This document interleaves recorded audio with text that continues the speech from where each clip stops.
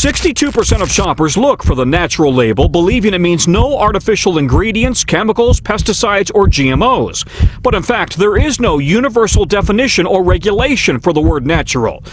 With millions of Americans making a concerted effort these days to eat healthier, there is growing scrutiny on food labels and what they actually mean. The Dexatrim diet plan has worked for more than 20 million people. Just one capsule works all day to help you lose weight without feeling hungry. I always dreamed of being at my sister's wedding and wearing the same size as the bride. And then I went down 2 sizes with Dexatrim. If I told you the healthiest looking foods in your kitchen might be using legal loopholes to trick you, would you believe me? Because the truth is, most food labels are basically the LinkedIn profiles of the grocery store, showing off their leadership skills, highlighting their achievements, and very strategically skipping the parts you actually need to know. The green packaging, the buzzwords, the 0 grams trans fat flex, it's all curated. And today, we're pulling up the real resume. Welcome back to Beyond Surface Level, where we take the systems you trust every day and look at what's actually hiding behind the curtain. And food labels, they're basically their own PR department, not lying, just massaging the details like they're prepping for a job interview. In this video, we're breaking down the loopholes, the hidden ingredients, the convenient FDA blind spots, and stay all the way till the end because I'm going to show you how to actually read a food label like an investigator, not a shopper. So if you've ever wondered how natural flavors became the longest running inside joke in processed food, or why whole grains somehow still taste like cake mix, buckle up. This one's educational, a little unhinged, and low-key life-changing, the start of your I'm actually aware of what goes into my body now chapter. Let's start with the part the food industry hopes you never question, the loopholes. Because food labels don't lie, they just legally dodge the truth with Olympic-level flexibility. You know how the bold 0 gram trans fat flex on the front? Well, companies can still say that as long as each serving has less than half a gram. So instead of removing the trans fat, they shrink the serving size to something only a Victorian child would eat, which is how a bag you know you're finishing becomes 12 servings. Then there's a serving size comedy routine. There are spray oils that list 0 calories because the serving size is a 1/4 second spritz. There's granola that looks healthy until you realize the real portion you pour triple the calories. Serving sizes weren't created to guide you. They were created to protect the numbers. And the no added sugar trick? They just use fruit concentrate, date paste, honey powders, sweeteners that spike your blood sugar the exact same way, but sound more wholesome. It's sugar in a cottagecore outfit. And the whole grain illusion? A product only needs a sprinkle of whole grain to claim it. The rest can be refined flour pretending to be the main character. Then you've got light, reduced, and low-fat products. These usually just replace fat with sugar or gums. It's like swapping a toxic X for a toxic rebound. Different flavor, same problem. Kind bars were warned for overreaching health claims. Cheerios got flagged for acting like a cholesterol medication. Vitamin water was sued because it was basically sugar water wearing a fitness tracker. But the real performance isn't what they brag about, it's what they hide. Now we flip the box over. The ingredient list, where the real storytelling happens. Start with ingredient splitting. If sugar appears too high, companies don't reduce it. They just rename it. So instead of one big sugar at the top, you get rice syrup, cane juice, fructose, barley malt, all still sugar. Just wearing different outfits so none of them look guilty. They get away with this because sugar has more than 50 legal names. If it ends in "ose" or syrup, assume it's sugar, doing cosplay. But the star of the ingredient misdirection is natural flavors. People imagine fruit being squeezed into a bottle.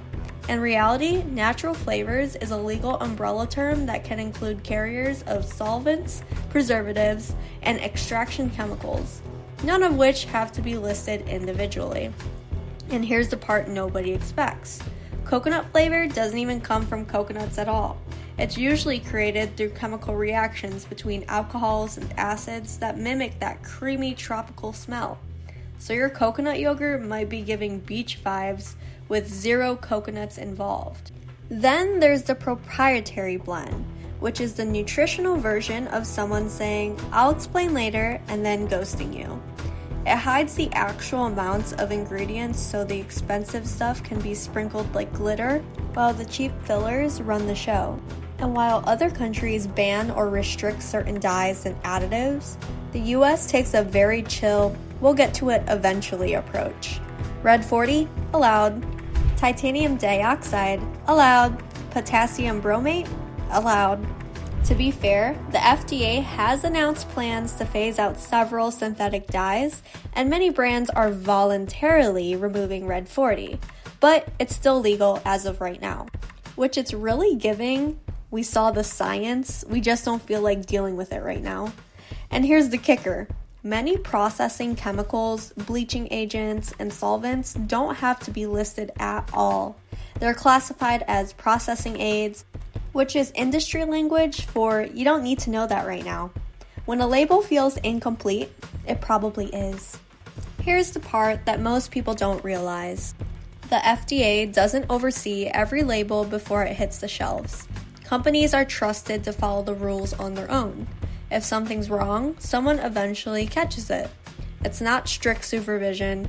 It's an honor code with random pop quizzes. GRAS, which stands for Generally Recognized as Safe, allows companies to self-approve thousands of ingredients. Companies can hire their own experts, run their own tests, and then stamp their products safe. It's the closest thing to grading your own exam. And the nutritional labeling laws we still use, most were written in the 1990s. Before ultra-processed foods, TikTok wellness trends, or half the additives we use today even existed. The loopholes exist because the system was never designed to catch all of them. Now let's flip the script, because once you know how to read a label properly, everything changes. Start with the serving size, the biggest illusion. If the serving size is tiny, the numbers are fiction. Adjust based on how normal humans actually eat. Next, look at the first 3 ingredients. If they're sugar, refined flour, starches, syrups, or oils, that's the product's real identity. Scan for hidden sugars. Anything ending in ose, syrup, or juice concentrate is sugar with a stage name. Check the oils. Hydrogenated oils are a hard no. When there's cheap seed oils listed at the top, it tells you you're dealing with a highly processed product wearing athleisure. Try watching for umbrella terms like natural flavors, spice blend, and propitiatory blend. If an ingredient is hiding behind a vague label, that's not an accident. Then look at added sugars and sodium, but recalculate based on the real portions, not the imaginary serving on the label. And lastly, please ignore the front of the package. Assume it's marketing. The real truth is always on the back, trying to avoid eye contact. Once you shop this way, you stop moving on autopilot, and suddenly everything in the aisle looks different. When you start reading labels this way, you realize most of us were never taught to question the food system at all. We were trained to grab the prettiest package, believe the buzzwords, and accept whatever the front of the box whispered to us. But the moment you understand how labels are designed, you stop acting like the confused consumer they expect. You stop buying things because they look healthy and start choosing things because they make sense. This isn't about fear, it's not about being perfect, it's about stepping out of the conditioning we've all inherited and finally seeing the system for what it really is. These labels were built to condition you, but you're here because you're breaking out of that system, not living inside it. Your algorithm sensed your urge to see things differently, and now you do. And once you learn how to decode labels, understand loopholes, and think beyond surface level, you naturally step into the era of, I'm actually aware of what goes into my body now. Much love and see you all next Sunday.